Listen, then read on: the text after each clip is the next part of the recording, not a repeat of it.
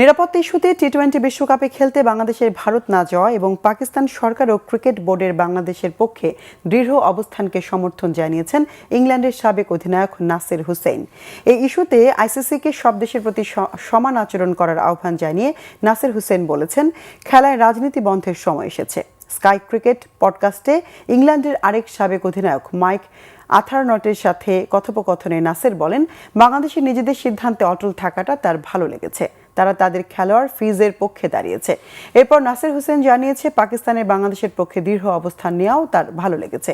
গত বছর এশিয়া কাপের ফাইনালে পাকিস্তান অধিনায়কের সাথে ভারত অধিনায়কের হাত না মেলানো এবং এসিসি ও পিসিবির সভাপতি মহসিন নাকভির হাত থেকে ভারতের ট্রফি না নেয়ার ঘটনা উল্লেখ করে হুসেইন বলেন, এই রাজনীতি ক্রিকেটকে বিরাট ক্ষতি করছে। খেলার সাথে রাজনীতি আগেও জড়িয়েছিল, কিন্তু এখন তা খেলোয়াড়দের মধ্যে ছড়িয়ে পড়েছে।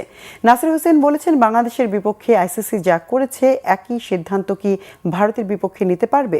এদিকে পাকিস্তান অধিনায়ক আগা সালমান বলেছেন, বিশ্বকাপে বাংলাদেশের না থাকা দুঃখজনক, আর ভারতের বিপক্ষে ম্যাচ না খেলার সিদ্ধান্ত পাকিস্তান সরকারের। সেই সিদ্ধান্তকে সম্মান জানিয়েছেন আগা সালমান।